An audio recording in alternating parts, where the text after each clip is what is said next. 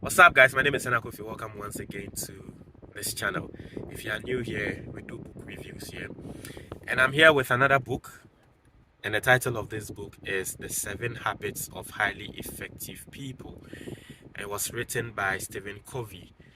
It is one of, so far the book has sold over 10 million copies. And so if you read and they tell you a book has been sold, over 10 million copies of that book has been sold, it tells you the book is really good. Okay. Um, in my opinion, this book has the scientific formula of success. If you want to be successful, this book has the scientific formula. Now, it is quite voluminous. Okay. But then you see, if you look at the size of the book, you might be discouraged to read it if you are not someone who likes reading. And so, that's when I say you need to make a conscious effort to read just 10 pages a day. Once you start reading 10 pages a day, within a month or close to 2 months, you'll be done reading this book, and this book will change your life. Now, you guys know I'm a Christian, right? I believe in the Christian faith, and I also believe in dreams. Okay, because throughout my life, everything I see, most of the things I see in my dreams, they come to pass, and so I don't joke with my dreams, right? So it was quite interesting how I got to read this book. I had this book on my shelf with some other books. It wasn't the book I wanted to read at that particular time. Okay. I think the book I was reading then was Thinking Fast and Slow by Daniel Kahneman. Yes, it was one of the most difficult books I've read, Thinking Fast and Slow, because it was outside of that book was outside of my comfort zone, and so I was finding it very difficult to read. But then I made my mind to read 10. I'm reading 10 pages a day, and so all I had to do was to show up and then read 10 pages every single day. And then I had a dream. So in the dream, I picked this book from a bag. Okay, I picked a book from my bag, and then I watched it, and I saw it was this book. That was the dream I had. So this wasn't the book I wanted to read next. But since I had that dream, I was like, okay, then maybe the spiritual world is telling me to read this book next. Guess what? After I was done reading that book, I went on to read this book. And then I realized, oh, this is what I wanted in my life at that particular point in time. What I was looking for in life at that particular point in time was in this book. And so I tell you, I believe in my dreams. And so I saw that as a message. I read it, and I was really, really impacted by this book. Now I'm going to give you just about 5 lessons I learned, or 5 life-changing lessons I learned from this book. Now the very first one is you taking responsibility. After you read this book, that is the first thing the book will tell you. That's the first thing the book is going to tell you. Take responsibility for your life. Everything happening around you is because you are allowing it to happen. That is the first thing. And I like the fact that a lot of self-development books talks about that. A lot of self-development books, they talk about that, right? So every single thing you need in life, every single thing that is happening to you in life, it is because you are allowing it to happen.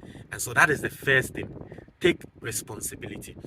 Now, the second thing I learned from this book is how to manage my time. Listen, just like a lot of young guys from this part of our country or this part of the world, we don't really have a time schedule. I know some people, for those who are students and all that, they have time schedules, and a lot of people have time schedules. But this book made me understand that if I need to be effective in life, I need to create a time schedule for myself. And so it was one of the things I still keep doing today. Today, my friends will tell you, if it is 2 o'clock, you know that, let's say 2 p.m., right? You know that 2 p.m., this is what I am doing at this particular time. So I created a time schedule for myself after reading this book, because it taught me time management, how to manage my time. Now I'll come back to that, because a lot of the points I'll be listing, a lot of the points I'll be speaking on is based on this particular point, right? The time management. Now another thing this book taught me was setting principles for myself. Okay.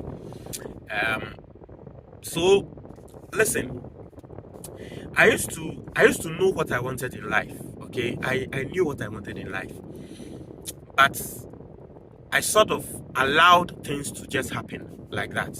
Okay, so this book taught me to take responsibility and then engineer my life the way I want it to be. That's what this book taught me. Let me explain further. So listen,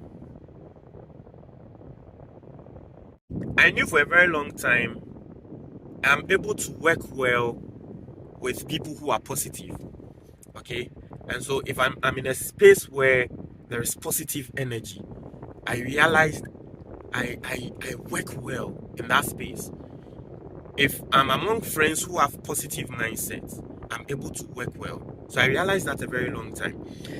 Now, this book made me see that should be part of my principles. So after reading this book, I decided on certain principles for myself, creating a standard in my life. That, okay, listen, if you're a friend of mine and you're not bringing me positive energy, I'm cutting you off. It might sound rude, but it helped me a lot. Okay? If you are a friend of mine and you are always gossiping about people, you are always saying bad things about people, I don't like things like that. I don't like being in spaces where people are gossiping about people are saying bad things about. I don't like that. And so if you are close to me and you do that, I'm going to cut you off. If I'm in a situation and I feel like the energy there is not right, if I get somewhere and I feel like the energy there is not right, I'm not supposed to be there. I just live there. So this book made me create a standard for myself. I live my life based on certain principles. One of my principles is to be generous with what God has blessed me with. Okay, and so this book made me create that standard, those standards for myself, and now I'm living life with those standards, and I'm seeing improvement in my life. So this book is going to tell you need to create principles for yourself. Okay, you need to create principles for yourself and live life based on those principles. And so if you are doing something or someone is doing something that breaks any of your principle, you know this person is not supposed to be in my life. If you are in a situation and you know that this is not aligning to my principles, you know that this is not what I want. Okay, so a self-engineered principle. And so you have a creed. That's what the book calls it, a personal creed. So every single day you write the personal. So I remember I had a personal creed on my wall. I wrote it on my wall. I'm only going to associate with positive people. I'm only going to put myself in positive situations. I'm only going to do this. I'm going to be generous. I wrote all those things on my wall, right? And so every single day I wake up, I read it. Every single day I wake up, I read it. It was one of the most impactful things in my life. I still use it today, and I see, I mean, through God, how this book has changed my life. Okay, now the other thing I also learned from this book was to identify my roles in life. Okay, a lot of us, okay, the reason why we feel like we are overwhelmed with work and we are overwhelmed with our relationship is because we've really not identified our roles in life. Okay, now I have a mom, so one of my roles in life is that I am a son to my mother, right? So once I identify that role in life, I also sing at church. Okay, it is one of my roles in life that I sing at church. So it is a role I've identified. I'm also dating. One of my roles in life is that I have a girlfriend. I've identified it. So every single thing I do, I identify it. Now back to time management. Once I identify my role in life, I'm like, okay, today is Monday. What do I do based on these roles in life that is going to improve my situation? And so Monday, I'm like, okay, one of my roles in life is that I am a son. So on Monday, what am I doing for my mother?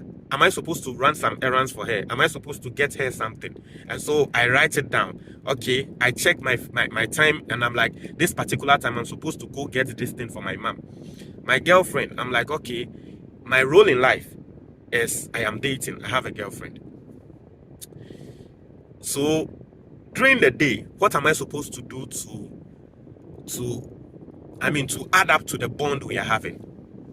Maybe I need to get her a gift. Maybe I need to communicate with her. And so it is a role in life every single day. So it comes back to the time management factor. Okay, the time management lesson I learned from this book. It's all connected. Okay, so once you identify your role in life, you list your roles in life, and every single day you make sure you do something that improves that role, that makes you a better person in that role. And I learned it from this book. I still use it in my life, and I see the improvement it has brought to me. Okay, the last thing I think this book taught me, I think that's the last thing, right? 5, right? So the last thing this book taught me is setting priorities and attending to things of higher priorities.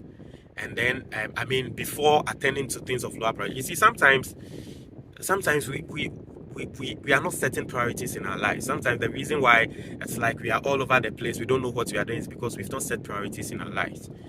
So once you set priorities and you know this thing is highly important, this thing is mid-level important, this thing has maybe lower level importance, right? You set priorities. Okay, so everything is happening together. Now let me sit down and see that, okay, so this thing, this one has higher priority. Let me attend to this first. And then I go to this, and then I go to this. And so this book also taught me that. And I think that's the fourth one. Now the last point is setting goals. Okay, it works. You set goals, and this book will tell you. You see, a lot of people or a lot of books, self-development books, they just tell you set goals, and people misconstrue that. They feel once they set goals, they just go and sit down without doing anything to improve upon themselves or achieve those goals. So this book will tell you once you set goals, you ask yourself questions. But I have a book on goals. I have a book written by Brian Tracy, and the title of the book is Goals: How to Get Everything You Want Quickly. That's the title of that book. And that book is also quite voluminous, and it's concentrated on setting goals, how to set goals, and then how to achieve them, right? And so, basically, yeah, that's. But this book will also tell you about goals, how to set your goals, and then paying the price to achieve those goals. Okay, so as I said, this is a book that will give you the scientific formula. It has the scientific formula of success. Once you follow through the processes and then live life based on the processes, the 7 habits used by highly effective people, you are going to see massive changes and improvement. You are going to see yourself move from if you are down there, you are going to move from down to up. Or if you are in the middle level, obviously you are going to see yourself move from mid-level to being an effective person. Okay, so if you are reading this is the cue. Go and get this book, read it, and then you see improvement in your life. My name is Senna Kofi Amount. Have a pleasant day.